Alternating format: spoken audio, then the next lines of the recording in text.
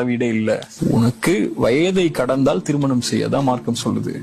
உன்னுடைய ஆசை ஹலாலா தீர்ப்பதற்கு, முழுமையான இன்பத்தில் தீர்ப்பதற்கு இறைவன் வைத்திருக்கக்கூடிய நியதி உன் மனைவி, உன் கணவன். இந்த உறவுல சரியாயிட்டீங்கன்னா முடிஞ்சிரும். அப்படி ஒருவேளை உனக்கு மனைவி அமைந்தும் கணவன் அமைந்தும் உன்னால உன்னுடைய விஷயத்துல தீர்த்தியாக முடியல, ஒரு பெண்ணுக்கு அந்த குறை இருக்கு, ஆணுக்கு ஒரு பெண்ணு குறை இருக்கு, ரெண்டு பேரும் அல்லாஹ் பயந்து விலகிக்கோங்க. வெரி ஹலாலான உறவை தேடிக்கொண்டு ஹலாலான உறவின் அடிப்படையில மறுபடியும் அந்த உறவை சீரமைத்துக் கொள்ளுங்க. அதான் மார்க்கம் சொல்லக்கூடிய அளவீடை தவிர நீங்க இதை போய் செய்யுங்க அதை போய் செய்யுங்கன்னு சொல்லி மார்க்கம் எங்கேயும் அனுமதி கொடுக்காது. மாஸ்டர்பேஷன் முழுவதுமா ஹராமான செயல். அது மக்ரூஹான செயலா இருந்து நீங்க சொன்னாலும் கூட இது உங்களை அது பக்கம் தான் கொண்டு போகும். ஹராம தான் பார்த்து செய்வீங்க, ஹராமான எண்ணத்துல தான் செய்வீங்க, ஹராம யோசிச்சுதான் செய்வீங்க.